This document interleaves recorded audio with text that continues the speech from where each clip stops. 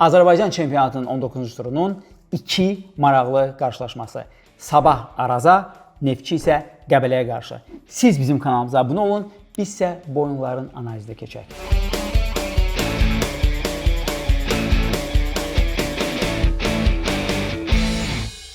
İlk öncə əlbəttə ki, lider Sabah krizisdə olan Arazla qarşılaşır. Gəlin başa düşməyə çalışaq ki, ümumiyyətlə bu oyunda Arazın Sabaha qarşı nəsə etməyə bir şansı var, yoxsa bundan əvvəlki iki turda olduğu kimi Sabah ilk yarıdaca maçın taleyini vurduğu 3 qolla həll edəcək. Biz Sabah haqqında kifayət qədər danışmışıq. Orada bildirirdik ki, Sabahın sol cinağı həddindən artıq aqressiv hücuma qoşulur. Bunu da Puxaçın sayəsində edirlər. Sağ cinahda olan Zedatka daha balanslı oyunu riayət edir və əslində Zirə ilə maçda bunların hamısı öz təsdiqini tapdı. Misal üçün, qolların birində həmin o nəzəriyyə özünü bir daha sübut etdi. Burada Puxaç birinci qolun bir növ əsasını qoyur. Və maraqlı fakt ondan ibarət idi ki, Sabah çətin sayılan Zirə səfərindən 3 xalı 26-cı dəqiqədə vurduğu 3 qolla əldə etdiyinə görə Zedatka ümumiyyətlə hücuma qoşulmadı və baxın bu statistik xəritəyə baxsaq görürük ki, Sabahın hücumları mərkəzdən 2 double pivotu və Aleksandr İsayev eyni zamanda soldan Puxaç və Maludan sayəsində baş verirdi. Yəni bu o deməkdir ki, Zedatkanın ümumiyyətlə hücumun ikinci dalğasında hücuma qoşulmasına ehtiyac olmadı. Əlbəttə 26 dəqiqədə sən rəqibə səfərdə 3 qol vurduğun halda balanslı oyunu pozmağa heç bir rəvac yoxdur. Digər tərəfdən isə Sabahın oyununda daha iki maraqlı element var ki, biz onu sizin diqqətinizə çatdırmaq istəyirik və bununla da göstərmək istəyirik ki, an olaraq Sabah Qarabağla başa-baş olacaq və çox mükəmməl oyun sərgiləyən bir komandadır və Dambrauskas həqiqətən göz oxşayan möhtəşəm bir iş görür. Bunlardan biri əlbəttə ki, double pivot, iki şərt olaraq dayaq yarım müdafiəçinin Sabahda istifadəsidir. Dambrauskas Sabahın double pivotundan məharətli istifadə etməklə rəqibin man-markingini darmadağın edir. Belə ki, onlardan biri arxada qalaraq sığortalamaq işi ilə məşğuldur, eyni zamanda müdafiəni skan edir. Digəri isə hücuma qoşularaq bir növ ya özünə oyunçu çəkir, əgər özünə rəqibin oyunçusunu çəkirsə, onda onun tutduğu oyunçu boşda qalır və nəticədə epizod yaranır. İkinci tərəfdən isə əgər adamı qarşısına bir futbolçu çıxmırsa, onda həmin futbolçu təhlükəli zərbə epizodlarına çıxır. Üstəlik, Aleksandr İsayevin və Simiçin inanılmaz intellektual hərəkəti, hardakı onlar mövqelərini dəyişərək o man-markingi darmadağın edirlər. Bu, Sabahın təhlükəli epizodları çox asanlıqla yaratmasına gətirib çıxarır. Gəlin bunun nümunəsinə baxaq. Məsələn, ilk epizodda gördüyümüz kimi Lepinitsa ilə İsayev kombinə edirlər və Lepinitsa'nın da fərd ustalığı sayəsində qol yaranır. Digər epizod isə və bunu biz incələmək istəyirik. Bu bizim bayaq dediyimiz tezislərin hamısını təsdiq edir. Burada gəlin Zirənin müdafiə üçlüyünə baxaq. Gördüyümüz kimi Zirənin müdafiə üçlüyü iki mərkəzdə, biri isə sol cinahda Sabahın oyuncularını man-markinglə tutub. Amma burada nə baş verir? Aleksandr İsayev, Sabahın 10 nömrəsi, nominal 10 nömrəsi əlbəttə ki, yuxarı qalxır. Nəticədə o man-markingdən azad olur və ona Lepinitsa kömək edir və nəticədə onların ikisinin kombinasiyası sayəsində mükəmməl bir qol yaranır. Lakin dediyimiz kimi Sabahın oyununda double pivotlar biri hücuma keçir, o birisi isə onu sığortalayır. Bu element rotasiyaya uğrayır. Yəni məsələn bu epizodda gördüyümüz kimi Karvanla maçda bu dəfə Lepinitsa sığortalayan roldadır. Omar Ali Rahmanəliyev isə epizod əldə edərək rəqib qapısına baxın bu zərbəni endirir. Sabahın oyunda üçüncü element mərkəz müdafiəçilərinin rəqibi pressing tələsinə salmasıdır. Bildiyimiz kimi həm Nogueira, xüsusilə də Steve Solvet topu ayağında çox rahat hiss edən oyunculardır. Onlar çox rahat şəkildə hətta intensiv pressingin altından çıxa bilirlər. Gəlin bu iki epizoda baxaq və lazım olanda epizodu saxlayaraq detallı şəkildə incələyək. Görək ki, Sabah qıraqdan asan görünən mükəmməl qolu Zirənin qapısına necə vurur. İlk öncə Solvet bir qədər riskli pas atır Nogueira'ya. Çünki burada əsas məqsəd ondan ibarətdir ki, Zirəni bir qədər özünə tərəf çəksin və bir növ pressing tələsinə salsın ki, komandanın ortası açılsın və nə vaxt pressing effektiv olur? O zaman ki, o bir qədər kompaktdır, intensivdir. Əgər o kompaktlıq dağılırsa, İngiliscə buna stretching deyilir, yəni komanda aralanırsa, bu zaman onun arasından qısa paslarla və ya uzun paslarla keçmək çox asandır. Burada Sabah çox səbirli şəkildə qısa paslarla rəqibi özünün tələsinə çəkir və sonradan bu pasa sol cinah müdafiəçisi olan Puxaç çıxır. Puxaç bir neçə saniyə öz markerindən yaxa qurtarıb bir neçə saniyəsi var ki, topu əldə etsin və növbəti pas atsın və göründüyü kimi zirək yuxarı qalxmağa məcbur olub. Nəticədə müdafiənin arxasını qeyri-balanslı şəkildə boş buraxıblar, süni oyundan kənar vəziyyət yarada bilməyiblər və Puxaç da uzun pasla yenə də yanlış 10 nömrə deyərdim hətta buna. Aleksandr İsayevə top gedir. İsayev isə çox rahat şəkildə Xəyal Əliyevə pas atır və Xəyal Əliyev də topu boş qapıdan keçirir. Xəyal Əliyevə gəldikdə isə onun da unikallığı ondan ibarətdir ki, biz demişdik ki, Mikel zədələnərsə, nəzərə alaq ki, Safrankoda mövsüm boyu zədəlidir. Yəni komandanın çətinlikləri yarana bilər, çempionluq yarışında sabah axsaya bilər.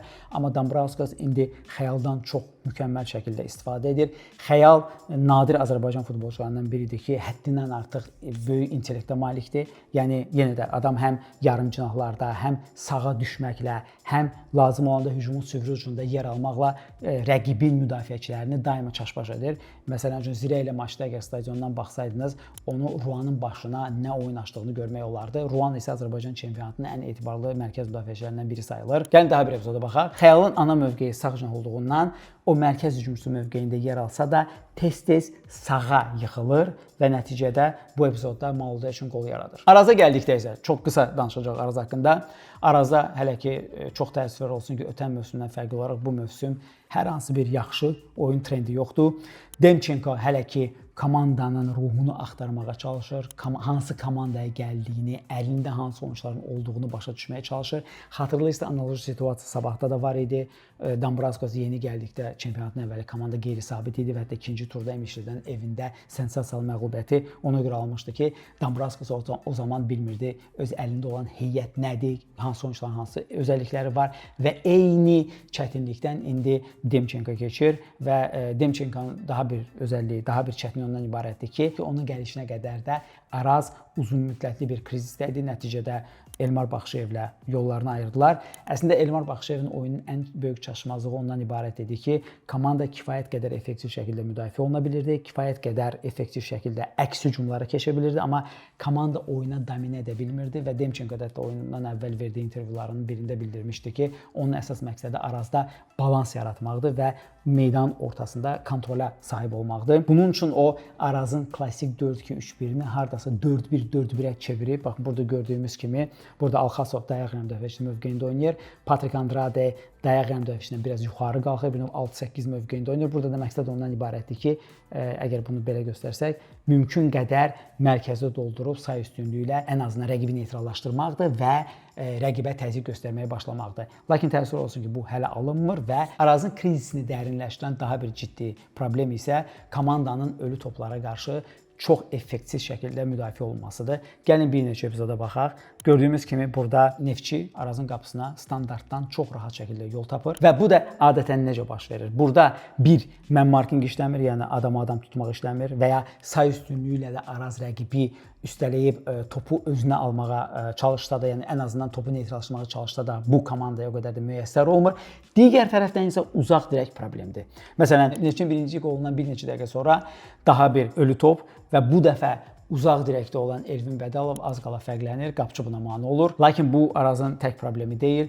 Ondan bir tur əvvəl İmişli ilə 2-2-lik maçda, baxın bu epizodda oyunun sonlarında İmişlinin hücumçusu bomboşda uzaq direkdə, yəni bu əks hücumda və ya kornerdən top qayıdır, sonra hücumun ikinci dalğasında baş verərsə başa düşmək olar, amma birbaşa kornerdən zərbədə belə boşluq sadəcə olaraq Araza, yəni top komandaya yaraşmayan bir eyibdir. Əslində kağız üzərində və komandanın formalarına baxsaq, əlbəttə ki, Arazın demək olar ki, sabaha qarşı şansı yoxdur. Burada klassik nəsə böyük bir qəza baş verməlidir, ya inanılmaz fatal bəxtsizlik olmalıdır ki, sabahın epizodlarında komanda uğursuz olsun, amma nəzərə alsaq ki, sabahı 2-3 sözlə biz ifadə edəriksə, Dambrauskasın stilini səbirli build-up adlandıra bilərik. Yəni sabah qısa paslarla, orta paslarla müdafiə xəttə bayaq göstərdiyimiz kimi Zirə ilə maçda da rəqibi özünə çəkib, rəqibin boşluğunu tapıb onu cəzalandırmaq istəyəcək və bunu çox effektiv şəkildə bacarır.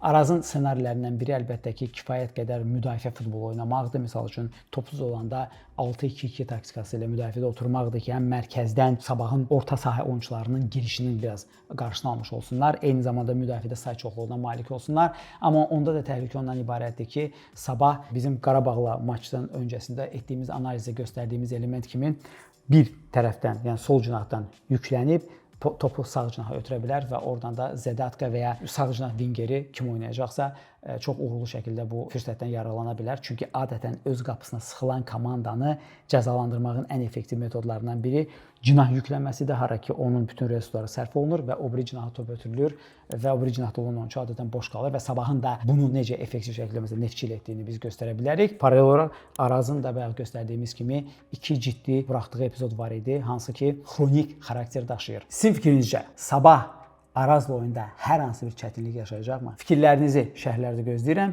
Biz isə keçək Neftçi Qəbələ oyununun qısa analizinə. Maraqlıdır ki, hər iki komanda ikinci dövrəyə çox yaxşı başlayıb, amma hər iki komandanın bu yaxşı başlanğıcı təmin etmək metodları bir-birindən tam fərqlidir.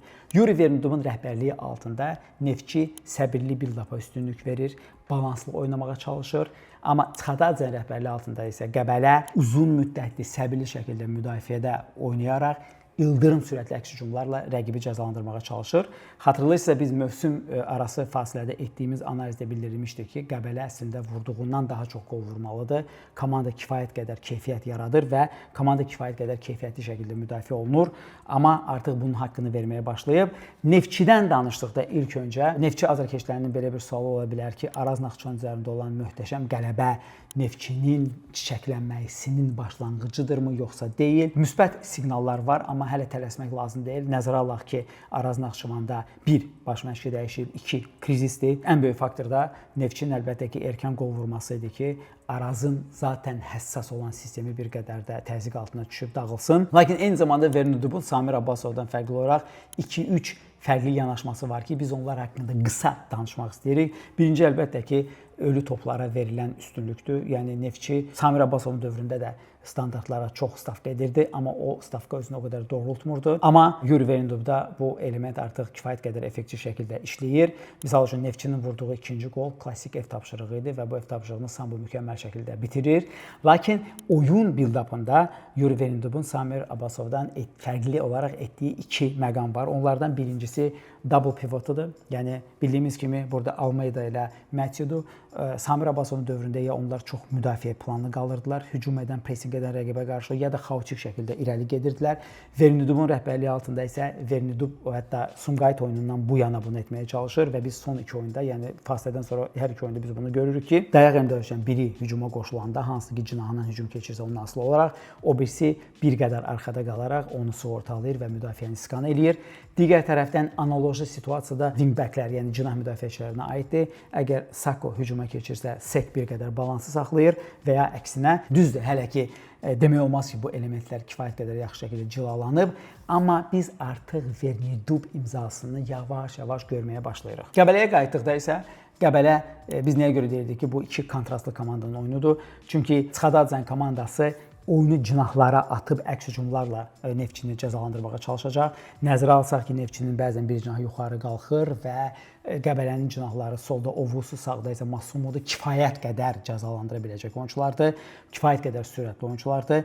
Digər tərəfdən isə Qəbələnin orta sahəsi bir qədər xəfifdir, bir qədər həssasdır. Misal üçün İmişli ilə maçda intensiv pressing altında komanda çox tez şəkildə top itirir və bu qolla nəticələnir. Neftçi isə məhz meydanın ortasında bir növ hakimiyyəti ələ alaraq Qəbələni meydanın ortasına boğmağa çalışacaq. Ona görə də bu oyunda hansı komanda oyunu diktə edəcək, bu bizim fikrimizcə Neftçi olacaq. Lakin Qəbələ istənilən an əks hücumlarda Neftçini cəzalandırmağa hazırdır. Sizin fikrinizcə hansı komandanın yüksəlişi bu maçda davam edəcək? Neftçi Araz Naxçıvan üzərində olan inamlı qələbədən sonra daha bir ev qələbəsi qazanacaq, yoxsa Qəbələ fasilədən sonra 3-cü dəfə dalbadal qələbəyə sevinərək bir növ outsiderlər yarışında hər kəsdən aralanmış olacaq? Fikirlərinizi şərhlər bölməsində bildirməyi unutmayın. Videomuzu bəyəndinizsə kanalımıza abunə olun və bu videonu like edin ki, Azərbaycan çempionatının növbəti turlarının analizini buraxmayasınız.